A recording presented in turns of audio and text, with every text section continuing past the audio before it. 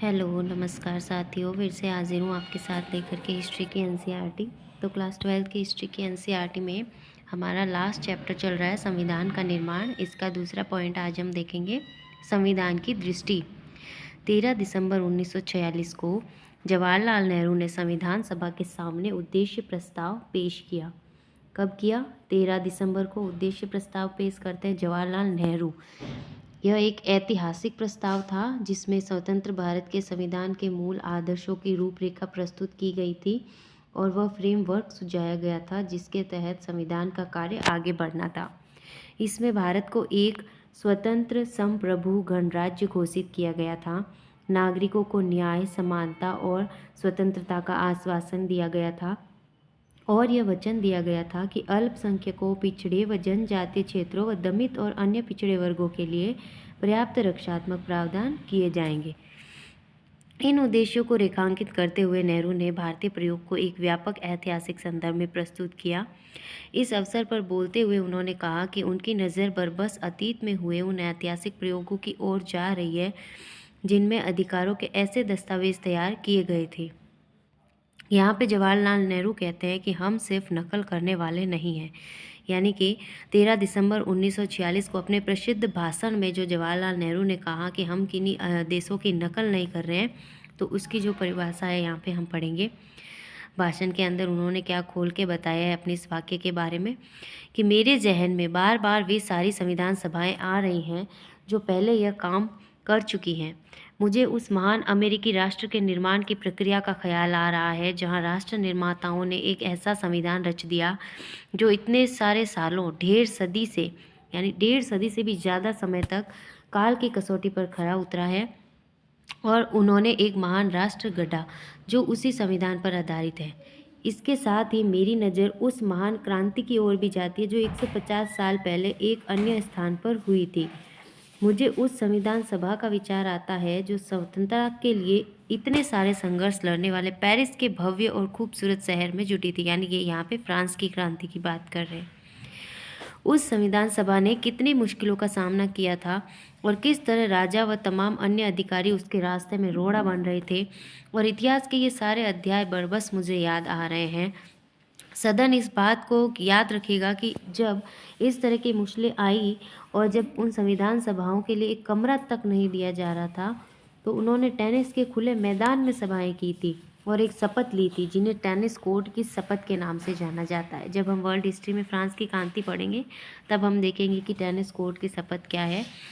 तो उन्होंने राजाओं व अन्य ताकतों की रुकावटों के बावजूद अपनी बैठकें जारी रखी और तब तक वहाँ से नहीं हिले जब तक उन्होंने अपना काम पूरा नहीं कर लिया था। मुझे विश्वास है कि हम भी उसी शुद्ध भावना से यहाँ इकट्ठे हुए हैं और चाहे हमारी बैठक इस कक्ष में हो या कहीं और, चाहे खेतों में हो या बाजार में, हमारी बैठकें तब तक जारी रहेगी जब तक हम अपना काम पूरा नहीं कर लेंगे। तो यहाँ पे एक बहुत ही मोटिवेशन भरे भाषण के साथ जवाहरलाल नेहरू यहाँ पे शुरुआत करते हैं प्रस्ताव के साथ। और इसके साथ ही मुझे हाल की एक क्रांति का विचार आता है जिसमें एक नए किस्म के राज्य का जन्म हुआ। यह रूस की क्रांति थी जिसने दुनिया के एक शक्तिशाली देश के रूप में सोवियत समाजवादी गणराज्य को जन्म दिया। आज यह देश दुनिया में अप्रतिम भूमिका निभा रहा है और यह न केवल दुनिया का ताकतवर देश है बल्कि हमारा पड़ोसी भी है। ये सारे महान प्रयोग हमारे सामने हैं, हमें उनकी सफलताओं से सीखना है और उनकी विफलताओं से बचने का प्रयास करना है। हो सकता है कि हम उन्हीं विफलताओं से बचने में सफल न हो पाएं, क्योंकि किसी भी इंसानी कोशिश में थोड़ी बहुत नाकामी की गुंजाइश तो रहती ही है, परंतु मुझे विश्वास है कि तमाम रुकावटों और कठिनाइयों के बावजूद हम आगे बढ़ेंगे और उस सपने को प्राप्त और साकार करके ही दम लेंगे जिसे हम इतने अरसे से अपने दिलों में संजोए हुए हैं। हमने एक स्वतंत्र संप्रभु गणराज्य की स्थापना का दृढ़ और पवित्र संकल्प लिया है। भारत का संप्रभु होना नियत है, इसका स्वतंत्र होना और गणराज्य होना भी स्वाभाविक है। कुछ मित्रों ने सवाल उठाया है, आपने यहाँ लोकतांत्रिक शब्द क्यों नहीं रखा? मैंने उन्हें कहा है कि निसंदेह यह सोचा जा सकता है कि कोई गणराज्य लोकतांत्रिक हो न हो, परंतु हमारा पूरा इतिहास इस तथ्य का साक्षी है कि हम लोकतांत्रिक संस्थानों के ही पक्षधर हैं। स्वाभाविक है कि हमारा लक्ष्य लोकतंत्र है, लोकतंत्र से कम कुछ भी नहीं, और यह लोकतंत्र कैसा होगा, उसकी शक्ल सूरत कैसी होगी, यह एक अलग मसला है। आज के लोकतंत्रों ने दुनिया की प्रगति में ज़बरदस्त भूमिका निभाई है और उनमें से बहुत सारे यूरोप तथा अन्य स्थानों के देश हैं। परंतु यह संदेहजनक हो सकता है कि अगर उन्हें पूरी तरह लोकतांत्रिक बने रहना है तो न जाने कब उन लोकतंत्रों को अपनी शकल सूरत थोड़ी बहुत बदलनी पड़ती। मैं आशा करता हूँ कि किसी कथित लोकतांत्रिक देश की एक खास लोकतांत्रिक प्रणाली या किसी संस्थान विशेष की हम सिर्फ नकल करने वाले नहीं हैं। हो सकता है कि हम उससे बेहतर कुछ रच दें। तो बहरहाल किसी भी सूरत में हम यहाँ जैसी चाहे सरकार बनाए, वह हमारे लोगों के स्वभाव के अनुरूप और उनको स्वीकार्य जरूर होनी चाहिए। हम लोकतंत्र के हक में हैं और यह सदन इसको तय करता है यह इस सदन को तय करना है कि इस लोकतंत्र पूर्णतम लोकतंत्र का स्वरूप कैसा होगा। सदन इस बात को देख सकता है कि यद्यपि यह प्रस्ताव हमने लोकतांत्रिक शब्द का इस्तेमाल नहीं किया है क्योंकि हमें लगा कि यह तो स्वाभाविक ही है कि गणराज्य शब्द में यह शब्द पहले ही निहित होता है, इसलिए हम अनावश्यक और अनुपयोगी शब्दों को प्रयोग नहीं करना चाहते थे। हमने शब्दों के उपयोग मात्र से कहीं ज़्यादा ध्यान दिया है। तो हमने इस प्रस्ताव में लोकतंत्र की अंतर्वस्तु प्रस्तुत की है, बल्कि लोकतंत्र की ही नहीं आर्थिक लोकतंत्र की अंतर्वस्तु प्रस्तुत की है। अन्य सदस्यों को इस बात पर आपत्ति हो सकती है कि इस प्रस्ताव में हमने भारत को एक समाजवादी राज्य बनाने का उल्लेख क्यों नहीं किया। यहाँ मेरा केवल इतना ही कहना है कि मैं समाजवाद का समर्थक हूँ और मुझे आशा है कि एक दिन भारत भी समाजवाद के पक्ष में होगा और वही भारत एक समाजवादी राज्य की स्थापना के मार्ग पर चलेगा और मुझे पूरा विश्वास है कि एक दिन पूरी दुनिया को इसी मार्ग पर चलना होगा।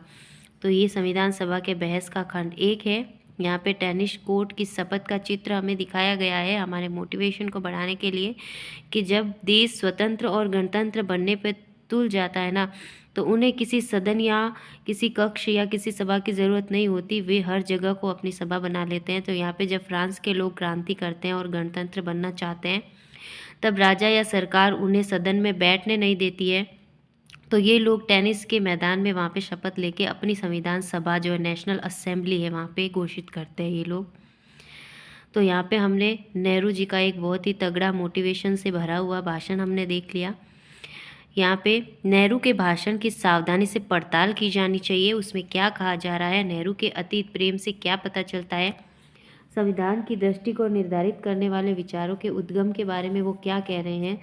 अतीत की ओर जाते हुए अमेरिकी और फ्रांसीसी क्रांति का हवाला देते हुए नेहरू भारत में संविधान निर्माण के इतिहास को मुक्ति व स्वतंत्रता के एक लंबे ऐतिहासिक संघर्ष का हिस्सा सिद्ध कर रहे। वह भारतीय संघर्ष के ऐतिहासिक महत्व को अतीत के क्रांतिकारी क्षणों के समकक्ष बता रहे हैं, लेकिन नेहरू के कहने का यह आशय नहीं है कि उन घटनाओं को आज के लिए ब्लूप्रिंट मान लिया जाए या फिर उनकी पूरी नकल कर ली जाए या कि उन क्रांतियों के विचारों को बिना सोचे विचारे भारत पर लागू किया जा सकता है। वह किसी खास तरह के लोकतंत्र को अपनाने का विरोध करते हैं और कहते हैं कि हमारे लोकतंत्र की रूपरेखा हमारे बीच होने वाली चर्चा से ही उभरेगी। वे इस बात पर जोर देते हैं कि भारत में संविधान के आदर्श और प्रावधान कहीं और से उठाए गए नहीं हो सकते। उन्होंने विश्वास व्यक्त किया कि हम सिर्फ नकल करने वाले नहीं हैं और उनके भाषण को शीर्षक भी यही दिया गया है। उनके शब्दों में भारत में शासन की जो व्यवस्था स्थापित हो वह हमारे लोगों के स्वभाव के अनुरूप और उनको स्वीकार्य होनी चाहिए। पश्चिम से वहाँ की उपलब्धियों और विफलताओं से सबक लेना ज़रूरी तो है, लेकिन हमें याद रखना चाहिए कि पश्चिमी समाजों को भी अन्य स्थानों पर हुए प्रयोगों से बहुत कुछ सीखना पड़ा था और लोकतंत्र की अपनी अवधारणा बदलनी पड़ी थी। तो भारतीय संविधान का उद्देश्य यह होगा कि लोकतंत्र के उदारवादी विचारों और आर्थिक न्याय के समाजवादी विचारों का एक दूसरे में समावेश किया जाए और भारतीय संदर्भ में इन विचारों की रचनात्मक व्याख्या की जाए। नेहरू इस बात पर जोर दे रहे थे कि भारत के लिए क्या उचित है और इस बारे में हमें रचनात्मक ढंग से सोचना चाहिए। यहाँ पे लोगों की इच्छा नामक शीर्षक से हमें कुछ बताया गया कि लोगों की इच्छा क्या कहती थी। संविधान सभा के कम्युनिस्ट सदस्य सोमनाथ लाहिड़ी को संविधान सभा की चर्चाओं पर ब्रिटिश साम्राज्यवाद का स्याह साया दिखाई देता था। उन्होंने सदस्यों और आम भारतीयों से आग्रह किया कि वे साम्राज्यवादी शासन के प्रभाव से खुद को पूरी तरह आज़ाद करें, यानी उन्हें ब्रिटिश साम्राज्यवाद का कहीं ना कहीं साया संविधान सभा में दिखाई देता था। वे साम्राज्यवादी शासन के प्रभाव से पूरी तरह आज़ाद करना चाहते थे। तो 1946 और 47 के जाड़ों में जब संविधान सभा में चर्चाएं चल रही थी, तो अंग्रेज अभी भी भारत में ही थे। जवाहरलाल नेहरू के नेतृत्व में अंतरिम सरकार शासन तो चला रही थी, परंतु उसने सारा काम वायसराय या लंदन में बैठी ब्रिटिश सरकार की देखरेख में करना पड़ता था। लाहिड़ी ने अपने साथियों को समझाया कि संविधान सभा अंग्रेजों की बनाई हुई है और वह अंग्रेजों की योजना को साकार करने का काम कर रही है। यहाँ पे हमें जो पिक्चर दिया गया, ये अंतरिम सरकार के सदस्य हैं और प्रथम पंक्ति जो है बाएं से दाएं हम देखेंगे, यहाँ से लेफ्ट से। सबसे पहले बलदेव सिंह उसके पास में है, जॉन मथाई, सी राजगोपालाचारी, जवाहरलाल नेहरू, लियाकत अली खान, वल्लभ भाई पटेल, आई चुंद्रीगढ़, आसफ अली और CH भाभा, ये लोग हमें दिखाई देते हैं। और पीछे जो खड़े हैं दिखती पंक्ति में बाएं से दाएं, ये जगजीवन राम, गजनफर अली खान, राजेंद्र प्रसाद और अब्दुल निश्तर। फिर यहाँ पे देखिए, बहुत अच्छा महोदय, शासिक शब्द, उदात्त शब्द, ये शब्द है सोमनाथ लाहिड़ी के। जब वो ये अपने भाषण में कहते हैं, सोमनाथ लाहिड़ी ने कहा था कि महोदय, मैं पंडित नेहरू को इस बात के लिए मुबारकबाद देना चाहता हूं कि उन्होंने यह कहकर भारतीय जनता की भावना को इतने सटीक शब्दों में व्यक्त किया है कि भारत के लोग अंग्रेजों द्वारा थोपी गई किसी चीज़ को स्वीकार नहीं करेंगे। उन्होंने कहा कि इस तरह की जबरदस्ती पर असंतोष व आपत्ति व्यक्त की जाएगी और अगर आवश्यकता हुई तो हम संघर्ष की घाटी में भी उतरेंगे। बहुत अच्छा महोदय, साहसिक शब्द, उदात्त शब्द, यानी आपने बहुत अच्छा कहा, साहस से भरा हुआ कहा, परंतु देखना यह है कि इस चुनौती को आप कैसे और कब साकार करते हैं। महोदय, मसला यह है कि यह जबरदस्ती इसी समय की जा रही है। न केवल ब्रिटिश योजना ने भावी संविधान बना दिया है जो अंग्रेजों की संतुष्टि पर आश्रित होगा, बल्कि इससे यह भी संकेत मिलता है कि मामूली से मामूली मतभेद के लिए भी आपको संघीय न्यायालय तक दौड़ना होगा या वहां इंग्लैंड में जाकर नाचना पड़ेगा या ब्रिटिश प्रधानमंत्री क्लेमेंट एटली या किसी और के दरवाजे पर दस्तक देनी होगी। केवल यही सच नहीं है कि हम चाहे जो भी योजना क्यों न बनाएं, यह संविधान सभा ब्रिटिश बंदूकों, ब्रिटिश सेना और उनके आर्थिक और वित्तीय शिकंजे के साए में है। इसका मतलब यह निकलता है कि मूल रूप से सत्ता अभी भी अंग्रेजों के हाथ में है और सत्ता का प्रश्न बुनियादी तौर पर अभी तय नहीं हुआ है, जिसका अर्थ यह निकलता है कि हमारा भविष्य अभी भी पूरी तरह हमारे हाथों में नहीं है। इतना ही नहीं, हाल ही में एटली तथा अन्य लोगों द्वारा दिए गए वक्तव्यों में यह भी स्पष्ट हो गया है कि अगर ज़रूरत पड़ी तो वे विभाजन से भी पीछे नहीं हटेंगे। महोदय, इसका आशय यह है कि इस देश में कोई स्वतंत्रता नहीं है। जैसा कि अभी कुछ दिन पहले सरदार वल्लभ भाई पटेल ने कहा था कि हमारे पास केवल आपस में लड़ने की स्वतंत्रता है, हमें बस इतनी ही स्वतंत्रता मिली है। इसलिए हमारा विनम्र सुझाव है कि यहाँ सवाल इस योजना की रूपरेखा के जरिए कुछ पा लेने का नहीं, बल्कि यहाँ और भी स्वतंत्रता की घोषणा करने और अंतरिम सरकार भारत की जनता से यह आह्वान करने का है कि वे आपस में लड़ने की बजाय अपने शत्रु को देखें जिसके हाथ में अभी भी कोड़ा है। वे ब्रिटिश साम्राज्यवाद को देखें और उससे मिलकर लड़ने के लिए आगे बढ़े और जब हम स्वतंत्र हो जाएंगे तब हम अपने दावों का हल ढूंढ सकते हैं। तो यहाँ पे भारत जब पूरी तरह से स्वतंत्र नहीं हुआ था, क्योंकि 1946 में ये बैठ के शुरू हो गई थी, भारत जबकि 47 में जाके आज़ाद होता है और संविधान जो है हमारा उसके बाद भी कई सालों तक बनता रहता है और पूरी तरह 1949 में जाके ये कंप्लीट होता है और 1950 के 26 जनवरी को ये लागू होता है। तो इसमें काफ़ी समय लगा था, बहुत सारी बहसें और बैठ के यहाँ पे होती है। तो नेहरू ने स्वीकार किया कि ज़्यादातर राष्ट्रवादी नेता एक भिन्न प्रकार की संविधान सभा चाहते थे। एक लिहाज से यह भी सही था कि ब्रिटिश सरकार का उनके गठन में काफ़ी हाथ था और उसने सभा के कामकाज पर कुछ शर्तें भी लगा दी थी, परंतु नेहरू ने कहा कि आपको उस स्रोत को नज़रअंदाज नहीं करना चाहिए जहाँ से इस सभा को शक्ति मिल रही है।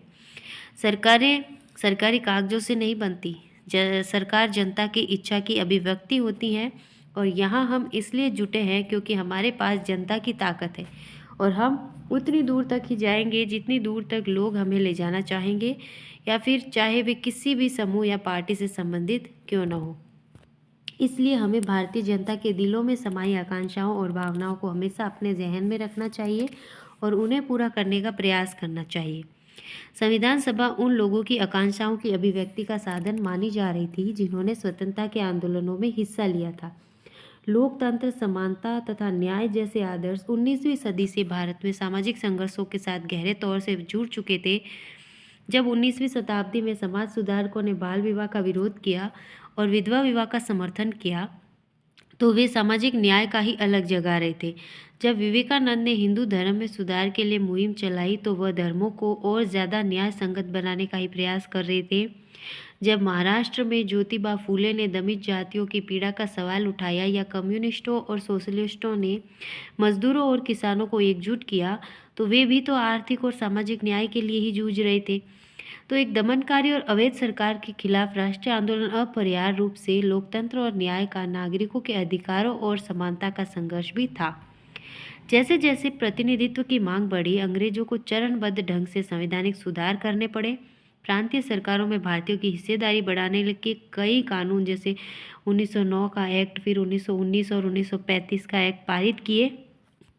1919 में कार्यपालिका को आंशिक रूप से प्रांतीय विधायिका के प्रति उत्तरदायी बनाया गया। यहाँ पे हम इन एक्ट को डिटेल में तो नहीं पढ़वाएंगे, क्योंकि अलग से जो किताबें लगी हुई हैं एनसीईआरटी की, जिनमें आज़ादी के बाद का भारत, या उनमें बहुत सारे संविधान निर्माण की जो प्रक्रिया, उनमें ये सारे एक्ट दिए हुए हैं एकदम डिटेल में।